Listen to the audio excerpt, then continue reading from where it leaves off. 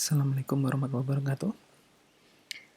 Pada kesempatan kali ini kita akan melanjutkan pembahasan terkait dengan topik yang ke-10 yaitu mengenai biaya modal atau cost of capital. Di bagian 1 di sini kita akan fokus terkait dengan bagaimana kita bisa menghitung berapa weighted average cost of capital. Prinsip keuangan yang harus diterapkan pada chapter kali ini ada 5, itu semua keseluruhan dari semua prinsipal bisa kita lakukan. Misalnya yang pertama, transfer of money, bahkan di materi kali ini kita masih menggunakan prinsip-prinsip 1 sampai dengan prinsip yang kelima. Prinsip yang ke-1 karena kita nanti dalam menghitung berapa cost of capitalnya kita juga akan menggunakan rumus dari transfer of money. Misalnya kita ingin mencari cost of debt, kita akan menggunakan rumus present value maupun rumus mengenai present value of annuity. Kemudian risk return trade-off di sini juga sangat terkait dengan bagaimana kita bisa menghitung cost of debt maupun kita bisa menghitung berapa cost of equity. Kemudian cash flow are the source of value, bahwa dalam melakukan penghitungan cost of debt kemudian cost of equity kita akan menggunakan berapa aliran cash flow yang akan diterima oleh investor atau apa yang akan dikeluarkan, berapa cash flow yang akan dikeluarkan oleh issuer.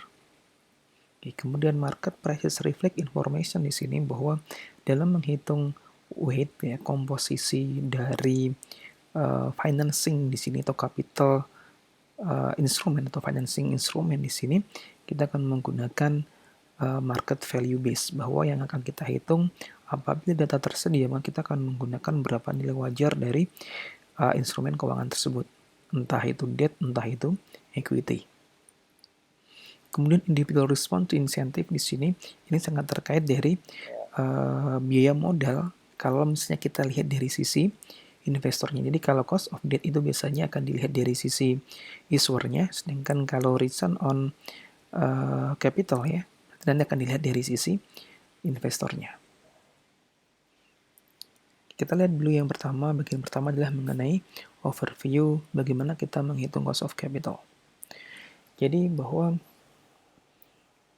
di dalam penghitungan cost of capital, kita selalu akan melihat dari dua sisi. Capital instrument itu kan long term debt ditambah dengan equity. Oke. Artinya susunan kapital perusahaan itu ada long term debt dan ada equity. Sedangkan kalau financial instrument itu kan keseluruhan debt ditambah dengan keseluruhan equity. Ada bond, ada private stock, ada common stock. Semua dividen, semua interest ya, yang dikeluarkan oleh perusahaan atau issuer itu kita sebut dengan cost. Maka di sini cost of capital itu biasanya reflect to issuer. Sedangkan kalau dari sisi investor dia akan menerima berapa dividen income-nya, berapa interest income-nya. Maka dari sisi investor kita melihatnya dari sisi return. Cost of capital dan return on capital dari sisi investor itu sebenarnya lain, artinya sama.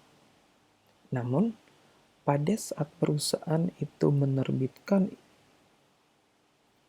instrumen-instrumen tadi kan biasanya ada flotation cost atau biaya issuernya, registrationnya, dan macam-macam lagi sampai dengan dia siap dijual.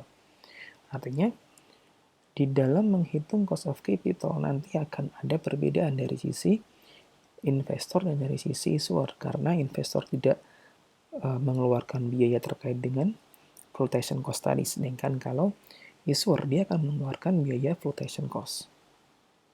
Di flotation cost adalah biaya yang dikeluarkan terkait dengan penerbitan instrumen tadi. Jadi kalau misalnya kita menerbitkan bond ya, atau kita menerbitkan common stock, akan ada biaya listing, biaya registrasi. Itu akan masuk ke dalam flotation cost. Kemudian untuk menghitung berapa biaya modal yang dikeluarkan oleh perusahaan biasanya dihitung menggunakan average. Kenapa? Karena penggunaan weighted average itu akan mempermudah atau akan membuat lebih sederhana terkait dengan berapa resiko, berapa biaya yang akan dikeluarkan oleh perusahaan issuer tadi.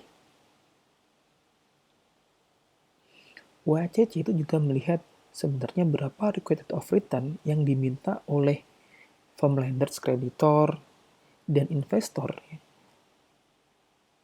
agar mereka itu mau berinvestasi atau membeli instrumen tadi. Misalnya dari sisi investor dia mau beli bondnya. Kalau kita melihat kan kita pernah membedakan antara requited of return dan berapa expected of return. Jadi kalau kita ingin melihat berapa sih yang diminta oleh investor ya agar dia mau beli bond, agar dia mau beli saham kita, yang kita sebut dengan tadi cost of capital dari sisi issuernya. WACC di sini digunakan untuk memudahkan dalam penghitungan berapa cost of capital yang akan dikenakan pada perusahaan tersebut.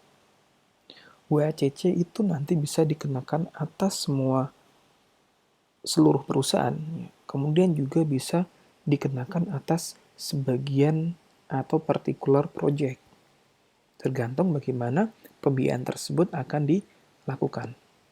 Jadi misalnya kita ingin membuat sebuah project, kemudian project tersebut akan didanai menggunakan equity dan menggunakan debt. Maka nanti kita bisa menghitung berapa cost of capital atas project tersebut. Boleh kita menggunakan single, artinya kita keseluruhan semua perusahaan, atau juga menggunakan particular cost of capital terkait dengan project tersebut. Nanti kita akan bahas di bagian-bagian selanjutnya.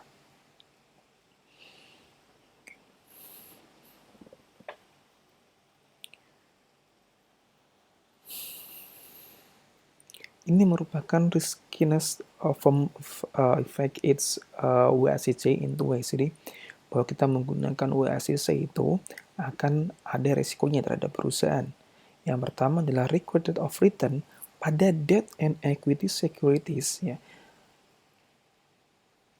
Yang perusahaan itu keluarkan ya, itu akan lebih tinggi daripada jika perusahaan itu dalam kondisi yang lebih riski. Artinya WACC untuk perusahaan yang berisiko, dia akan mendapatkan nilai WACC yang lebih tinggi. Artinya, WACC itu akan mewakilkan seberapa resikonya, seberapa besar resiko yang dihadapi oleh perusahaan. Oke, jadi semakin tinggi WACC, maka semakin tinggi resiko yang dihadapi oleh perusahaan.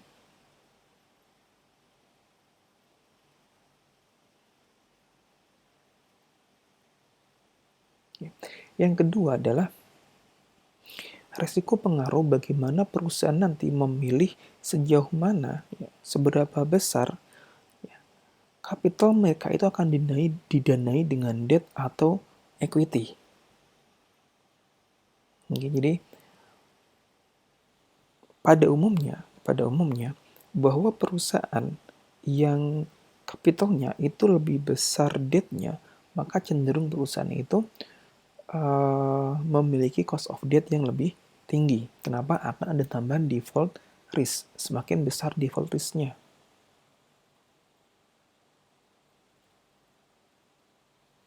Jadi tadi ya ada dua cara. Yang pertama bahwa semakin tinggi cost of capital, maka akan semakin tinggi pula resikonya. Kemudian sejauh mana resiko perusahaan itu akan dikenakan itu terkait dengan pilihan proporsi dari debt dan equity yang akan digunakan oleh perusahaan. Semakin tinggi debt, maka akan semakin tinggi pula cost of capital-nya.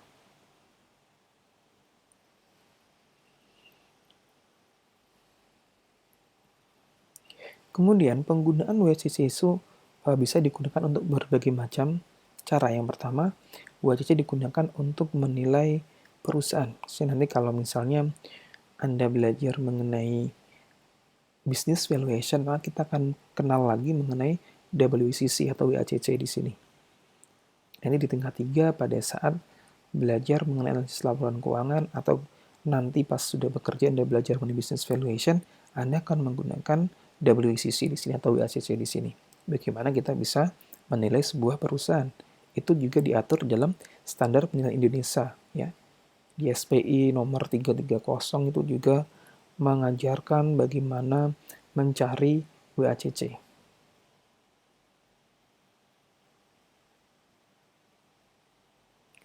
Kemudian yang kedua, perusahaan itu sering menggunakan WCC di sini atau WACC di sini sebagai starting point untuk menentukan berapa diskon rate untuk individual investment project mereka. Daripada dia mencari berapa diskon rate atau cost of capital terkait dengan project tersebut atau resiko terkait dengan project tersebut, perusahaan akan cenderung menggunakan WACC untuk memudahkan atau untuk menyederhanakan dalam melakukan estimasi sebuah project. Kemudian, WACC juga digunakan untuk menilai performance mereka. Misalnya, untuk menilai berapa free cash flow perusahaan, berapa nilai sekarang dari free cash flow perusahaan.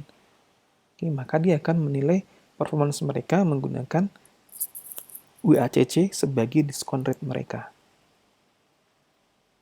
Diskon rate-nya tidak lagi menggunakan interest rate yang berlaku di pasar, namun dia bisa menggunakan WACC terkait dengan financing mix dari kapital perusahaan. Ini adalah rumus atau formula untuk mencari weighted average cost of capital. Oke, after tax cost of debt dikalikan 1 min T dikalikan dengan proporsi capital rise by debt ditambah dengan cost of preferred stock dikalikan dengan proporsi ditambah dengan common stock dikalikan proporsi of capital rise by common stock. Nanti untuk individualnya kita akan bahas di video berikutnya. Oke, bahkan nanti untuk yang lebih detailnya lagi nanti akan saya ajarkan waktu di kelas ya, di kelas. Nanti akan saya ajarkan detailnya bagaimana kita mengenal internal rate of return, bagaimana kita mengenal external rate of return. Nanti itu akan dibahas di kesempatan yang lain. Oke, atau di kelas. Yang biasanya sih di kelas untuk yang lebih detail.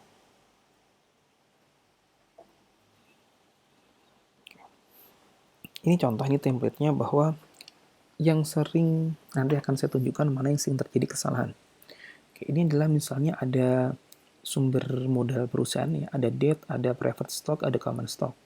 Kemudian market value weight-nya, ini proporsinya WD, WPS, WCS. Ini nanti menggunakan market value, bukan book value. Oke, apabila data market value ada, maka gunakan market value, bukan book value. Artinya kalau misalnya ada bond, kemudian ada market value, jangan gunakan book value atau carrying value dari laporan keuangan, tapi gunakan berapa market value di pasar. Artinya nanti berapa nilai market value debt ditambah berapa market value preferred stock, berapa market value common stock, Anda jumlahkan udah total market value kapitalnya. Kemudian nanti proporsinya berarti nanti market value debt dibagi dengan market value dari debt plus preferred stock plus common stock. Yeah. Sehingga kalau saya tulis di sini, saya kecilkan, okay. Untuk mencari weight-nya di sini nanti adalah market value debt misalnya ya, ini weight debt-nya ya, weight debt-nya market value debt dibagi dengan total market value of capital.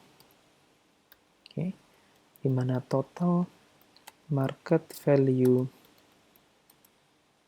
of capital ya, of capital di sini ini adalah market value debt ditambah dengan market value preferred stock ditambah dengan market value common stock. Jadi nanti kalau mencari berapa weight dari preferred stock ya market value debt dibagi dengan market value capital. Jadi jangan sampai salah di sini, karena keseringan kesalahannya diketahui market value-nya masih menggunakan book value. Jadi book value itu digunakan pada saat tidak diketahui market value-nya. Kita nanti akan ketemu berapa WACC. Khusus yang debt itu nanti dikalikan dengan 1 mente. Kenapa? Karena interest yang dibayarkan oleh perusahaan itu kita sebut dengan interest expense, dan interest expense tersebut adalah sebagai deductible tax. Tax deductible atau dia mengurangi sebagai pengurang pajak. Karena itu kita kalikan dengan 1 mente. Sedangkan untuk dividen itu kan tidak sebagai pengurang pajak karena dia akan dikenakan pajak individual bagi investornya, bukan oleh perusahaannya. Oke, jadi hanya untuk yang debt itu yang dikalikan 1 mente-nya. Kemudian 3 langkah ya untuk menentukan berapa WACC perusahaan. Pertama, kita harus menentukan capital structure-nya. Apa saja? Ya, terdiri dari apa saja? Ya, Anda bisa melihat tadi di sini ya, kolom 2 di sini, kolom 1 dan kolom 2. Ya, kemudian kita menentukan berapa proporsinya di kolom 2. Kemudian kita menentukan cost of its source financing. Di sini, ya. Berapa cost of-nya ini? Ini cost of capital-nya untuk masing-masing. Debt-nya berapa, private stock-nya berapa, common stock-nya berapa, debt-nya selalu after tax ya, after tax cost of debt. Kemudian yang terakhir, menghitung weighted average of cost of capital dari semua sumber financing tadi dengan rumus yang di sini tadi ya. Oke. Cost of debt after tax debt ya, dikalikan dengan proporsinya, ditambah dengan cost of KPS dikalikan dengan weight-nya, kemudian KCS dikalikan dengan weight-nya. Oke. Untuk yang common stock, kalau kita ingin melihat WACC perusahaan seluruhnya, maka nanti yang kita gunakan adalah total shareholder value. Jadi common stock, paid in capital terkait dengan common stock juga termasuk return earning-nya. Oke, namun untuk yang private stock nanti hanya market value dari private stock. Sedangkan kalau misalnya common stock itu diketahui market value-nya, maka nanti pakailah market value. Namun kalau tidak diketahui market value-nya, tadi gunakan nilai common stock, nilai PIC, nilai RA kalau tidak ada market value-nya. Jadi kalau tidak ada market value, gunakanlah book value. Nanti kalau tidak diketahui book value dari common stock, tidak diketahui market value common stock, gunakannya tadi RA, nilai common stock, nilai paid in capital-nya. Kemudian kalau private stock tidak diketahui market value-nya, gunakanlah book value-nya. Kita lanjutkan lagi di sini. Ini tadi menentukan capital structure weight ya, sudah ya, bahwa dalam menghitung weight itu didasarkan pada market value dari sumber financing-nya. Kalau kita ngomongin capital structure, maka yang dipakai adalah yang interest bearing debt. Oke. Kalau kita lihat di sini, debt short term and long term ini biasanya adalah interest bearing debt. Yang interest bearing debt. Dan private stock dan common stock. Kemudian yang non interest bearing debt ya, maka dia contohnya account payable, dia tidak dimasukkan ke dalam capital structure.